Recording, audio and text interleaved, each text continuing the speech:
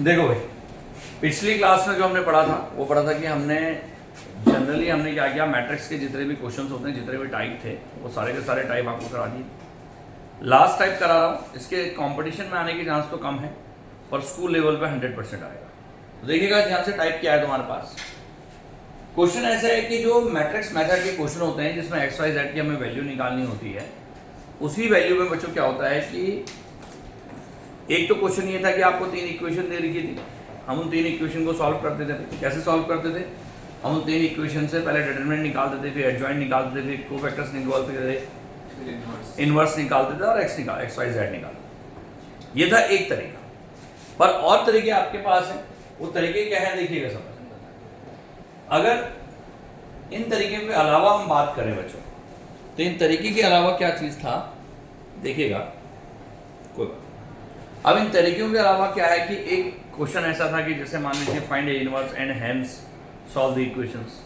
एक कैटेगरी आपके पास वाली थी, कौन सी? जिसमें हम लोग क्या करते थे बच्चों? लीनियर इक्वेशन सॉल्व करते हैं। हम लोग जनरली क्या करते थे? लीनियर इक्वेशन सॉल्व करते थे। याद है? भूल गए हो? याद है। मतलब हम जनरली और क्या करते थे कि ए बी की वैल्यू निकालते थे, फिर ए बी से हम लोगों का आई निकलता था, फिर उससे हम ए इनवर्स बी इनवर्स निकालते थे। मतलब ऑलरेडी मैं ये सारे क्वेश्चन आपको करा चुका हूँ। अब जो मैं क्वेश्चन आपको कराने वाला हूँ वो है लैंग्वेज वाले। मतलब अगर मान लीजिए आपको भाषा दे रखी है और क्वेश्चन में ये बोला जाए कि एक प्रॉपर लैंग्वेज है और उस लैंग्वेज के हिसाब से आपने क्वेश्चन को सॉल्व करना है, तो how can I solve it, उस पूरे स्टेटमेंट को देखिएगा। जैसे मान लीजिए एक आपके स्क्रीन अगर आप देख रहे हैं तो स्क्रीन में आपको प्रश्न देखिएगा, देखिए 19 क्वेश्चन। अब 19 क्वेश्चन देखिए आपके सामने है।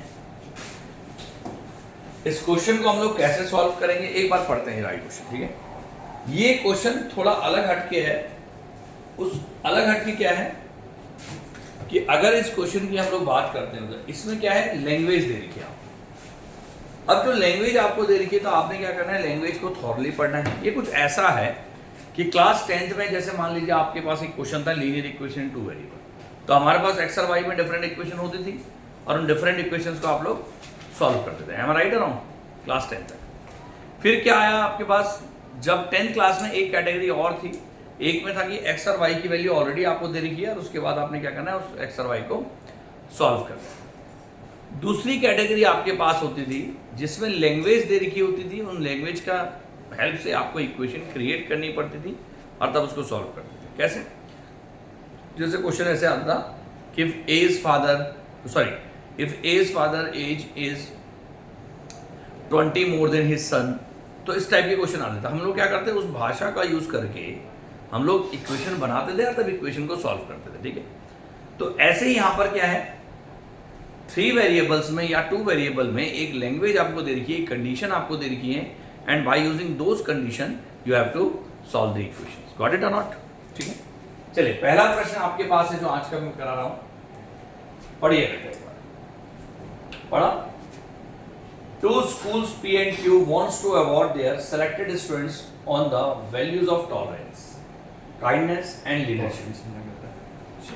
ठीक है, एक बार इसको मैं जरा स्क्रीन में ले आता हूं आप लोगों को, इस क्वेश्चन को दूसरी स्क्रीन में लेके जा रहा हूं। Just wait a moment. Tolerance का मतलब हो गया सहन शक्ति, ठीक है भाई। अब देखिए,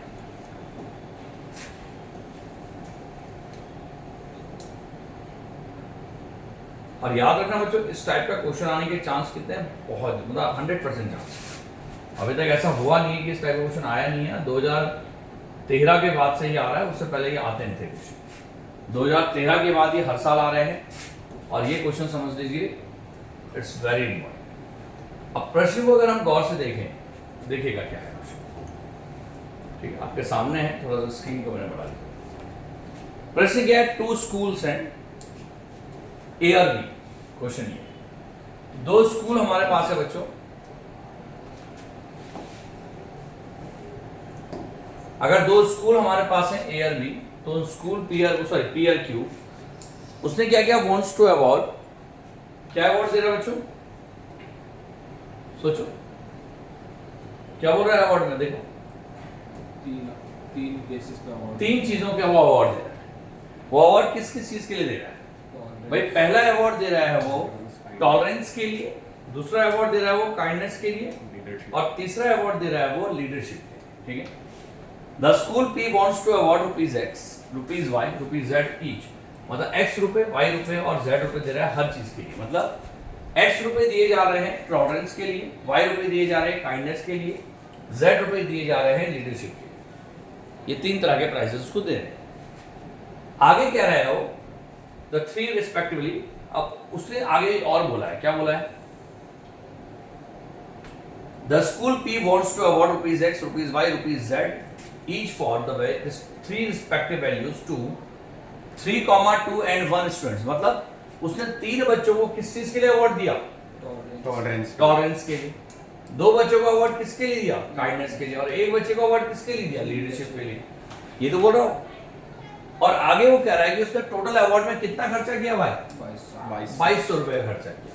सही कह रहा हूं, अगर मैं क्लियर कट सोच रहा हूं तो 2200 रुपए का उसने खर्चा किया, ठीक है भाई। अब बारी है स्कूल बी की। स्कूल बी ने क्या किया, स्कूल क्यू ने क्या किया, स्कूल क्यू ने 3100 रुपए स्पेंड किए।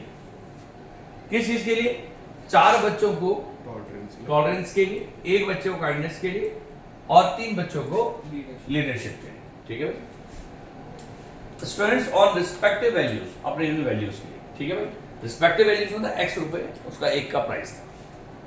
आगे उसने क्या कहा, इसके आगे क्या हो रहा है, by giving the same amount, एक और चीज हो रही, by giving the same award money to the 3 values as school P। मतलब P को जितना जितना पैसा एक अवार्ड में लगा, Q में भी उतना उतना पैसा लगा। आगे कह रहा है, if the total amount of award for 1 prize, हर प्राइज के लिए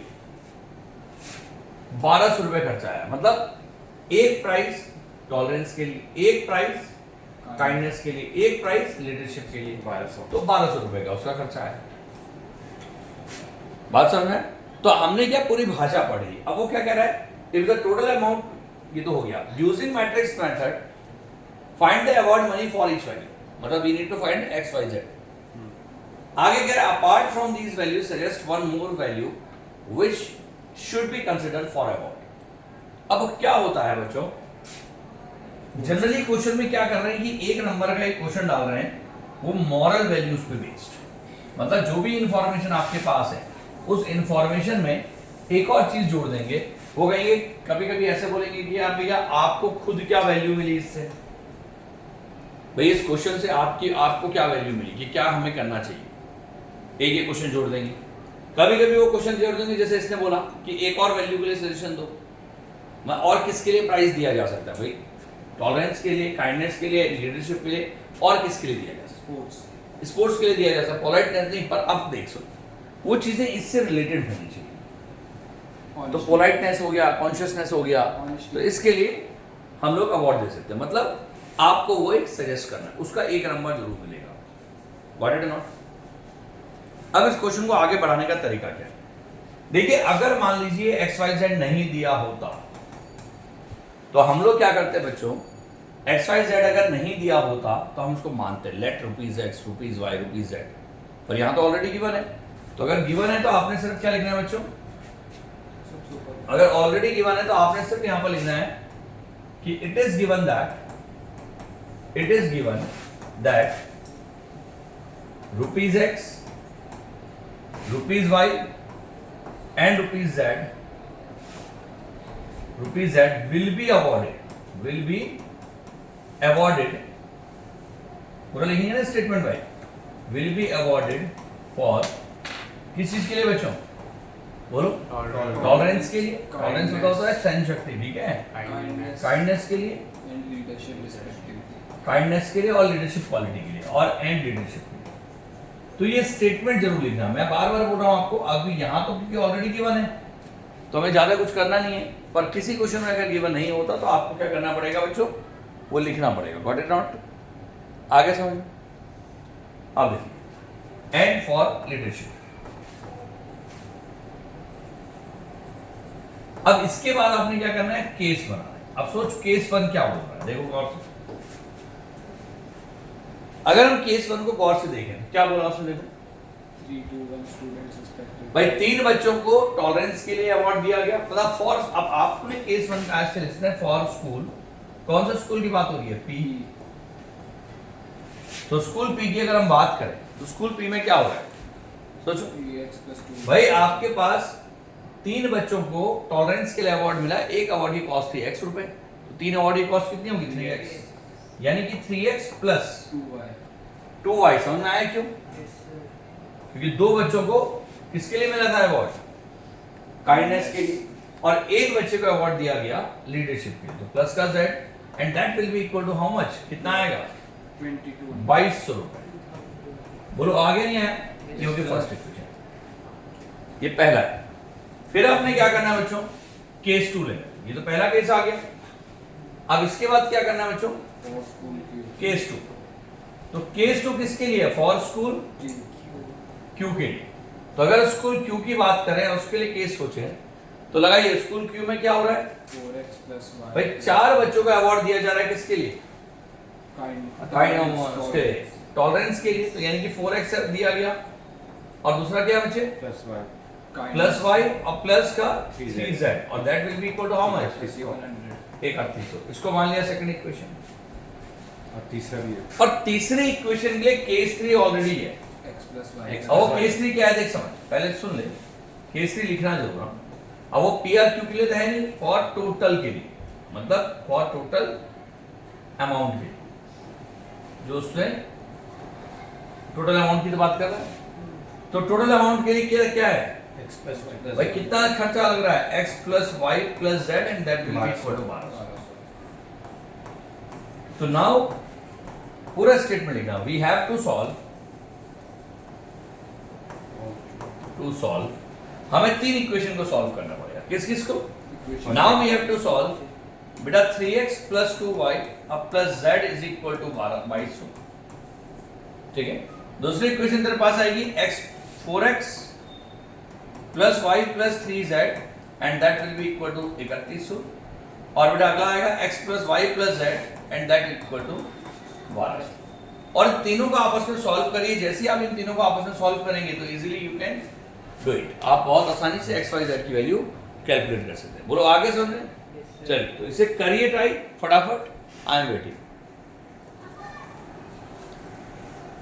हमारी देखिए जो इसका आंसर आ रहा है एक बार चेक कर लेते हैं बच्चों, कितना आंसर आ रहा है जो तुम लोगों ने सबने निकाला है। एक बार ये जो बच्चे बता रहे हैं तो एक बार इसके हिसाब से देख लेते हैं। भाई एक एक करके मैं बताया था ताकि ये आगे के लिए भी आप लोगों को याद रहे। देखिए जब आपने सॉल्यूशन इसमें किया होगा तो व्हाइट पेन से मैं लिख रहा हूँ इसको। देखिए आपने सबसे पहले डिटरमिनेंट निकाला होगा, कितना निकला? माइनस। डिटरमिनेंट क्या रहा होगा? 3 4 1 पता होगा ना, 2 1 1 1 3 1 ऑलरेडी आपको पढ़ा चुका हूं मैं। माइनस चल रहा, माइनस का 5 आ रहा है डिटरमिनेंट। ठीक है, एक बार चेक कर लीजिएगा आप लोग। इसका कोफैक्टर्स आप लोग ऑलरेडी निकाल चुके होंगे तो मैं डायरेक्टली एडजॉइंट में निकाल रहा हूं। तो अगर हम बात करते हैं बच्चों एडजॉइंट की, कितना आ रहा है एडजॉइंट बताओ जरा? -2 रो बता रहे हैं, हाँ मतलब ट्रांसपोज करने के बाद। हां -2 -1 5 -1 2 -5 3 -1 -5। देखो भाई ये आपका एडजॉइंट निकाल रहे हैं बच्चों ने निकाला। -2 -1 5 -1 2 -5 बेटा 3 -1 और -5। अब एडजॉइंट के बाद आपने इनवर्स भी निकाल दिया होगा तो बताने की आवश्यकता नहीं इनवर्स क्या होता है, एडजॉइंट अपॉन डिटरमिनेंट।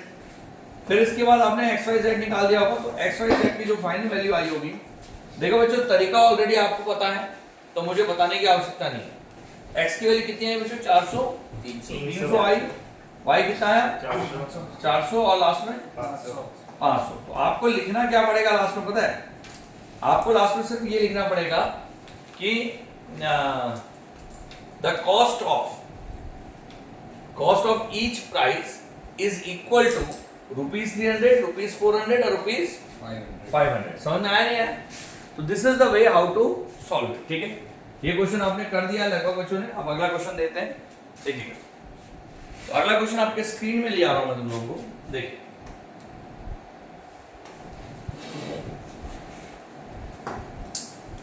देखिए नेक्स्ट क्वेश्चन आपका 20वां है। देखिए बहुत सोच समझ के करिएगा। हाँ, चलिए वाला 20th क्वेश्चन आपको स्क्रीन में ले आ रहा हूं, देखिए ये भी 2014 का क्वेश्चन है। तुम कहोगे दो क्वेश्चन कैसे आए, तो वो शायद अलग अलग सेट में रहे होंगे, ठीक है ना, एक ही नहीं आता, या अलग अलग सेट में या अलग अलग बोर्ड में। चलिए देखिएगा, ये आपके पास समक्ष क्वेश्चन है, इसको ट्राई करिए, then we will discuss it, ठीक है। क्वेश्चन आज से question number try this average student, फिर मैं डिस्कस करता हूँ। सर ट्राई करके देखो बच्चों, ये क्वेश्चन मैं कराया था, बल्कि कह रहे हैं कि इन्होंने एग्जाम में भी दिया था, मैंने नहीं हुआ इनसे, तो कोई बात नहीं। इधर देखो, इधर देखो, प्रैक्टिस पेपर में दिया था। एक एक करके हम बात करते हैं। क्वेश्चन में क्या कह रहा है, total amount of rupees 7,000 is deposited in 3 different saving accounts जिनका एनुअल रेट ऑफ इंटरेस्ट ही है। The total annual interest from these 3 accounts is rupees 550. Equal amounts have been deposited in the 5%, 7%, 8% saving accounts. Find the amount deposited in each of the 3 accounts with the help of matrices. ठीक है, सबसे पहले आप ये सोचिए कि इसमें क्या हो रहा है कि 7,000 रुपए को वो किया जा रहा है, डिपॉजिट किया जा रहा है। तो मैंने क्या किया, let rupees X, rupees Y and rupees Z will be invested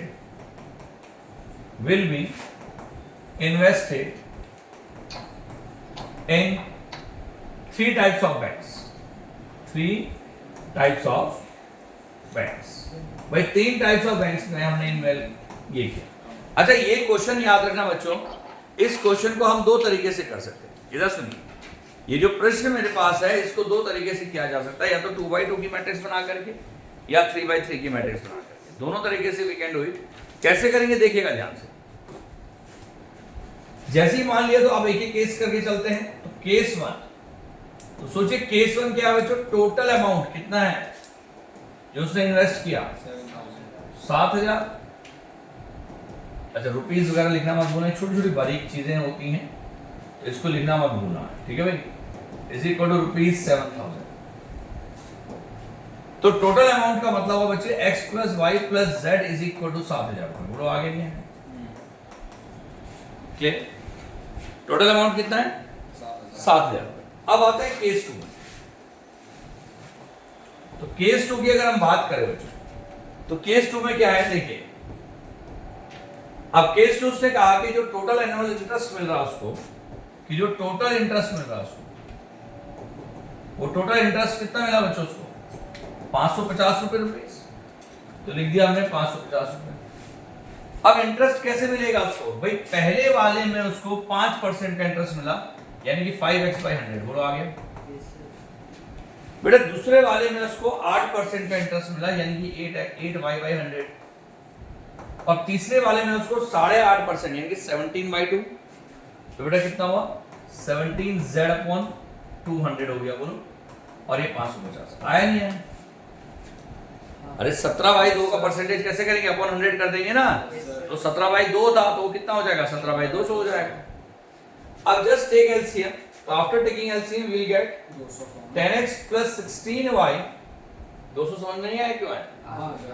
अब प्लस का 17z and is equal to 200 को 550 से मल्टीप्लाई कर, तो कितना आएगा भाई। अगर आप 100 से मल्टीप्लाई करेंगे 5,500, 200 से करेंगे तो 11,000। बोलो ठीक कह रहा हूं। आगे सुन, ये हो गई सेकंड इक्वेशन।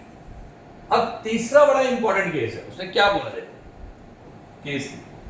भाई केस 3 में उसने कहा कि इक्वल अमाउंट को डिपॉजिट कर रहा है, यानी कि इक्वल अमाउंट्स इन किसमें, 5% एंड 8%। 11,000 होगा कि 11,000 होगा, 550 होगा। अगर तू 100 से गुणा करेगा, 200। अच्छा 200 से गुणा किया, ओहो 1 लाख नहीं, 550 सही तो है। जीरो आएगा ना। एक में सही नहीं है, एक और जीरो है, 1, 2, ठीक है भाई, क्लियर है। एक और जीरो है। 1110। अब सुनो कोई बात। अब इक्वल अमाउंट को उसने क्या किया, 5%, 8%। अब इसी क्वेश्चन को मैं 2x2 की मैट्रिक्स में कन्वर्ट कर सकता हूं, पर 3x3 में करिए, कोई इशू नहीं।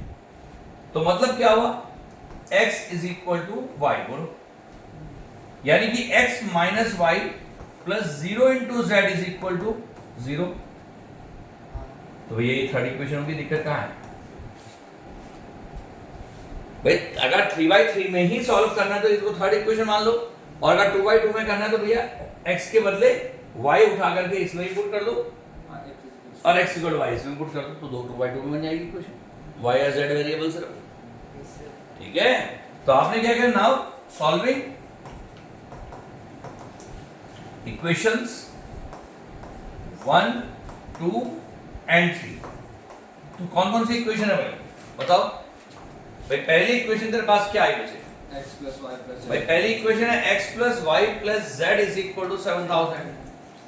दूसरी इक्वेशन कितनी है? 10x plus 16y plus 17z और is equal to, समझ में आया नहीं कैसे करना है सॉल्व? Yes, sir. सारी कहानी सॉल्व करने के तरीके में बेटा, बहुत मुश्किल नहीं है, 1,10,000। और तीसरी इक्वेशन कितनी है? x minus y plus 0z पूरा आ गया और इस इक्वल टू कितना आ गया? 0। तो भैया यहां से आपने क्या लिखना है? कैपिटल ए मैट्रिक्स आ जाएगी कितनी बताओ? 1 10 1 1 16 माइनस 1 बेटा 1 17 और 0 पूरा आ गया। Yes, sir। अब उसके बाद हमने क्या करना है? कैपिटल बी मैट्रिक्स लिखेंगे, कितनी आएगी? 7000 बेटा 1,10,000 और 0। और तीसरी एक कैपिटल एक्स मानेंगे हम लोग, किसको? Variable. एक्स वाई जेड को। अब जरा फटाफट एक्स वाई जेड निकाल के दिखाइए और इसका आंसर निकालिए क्विकली, डू इट फास्ट।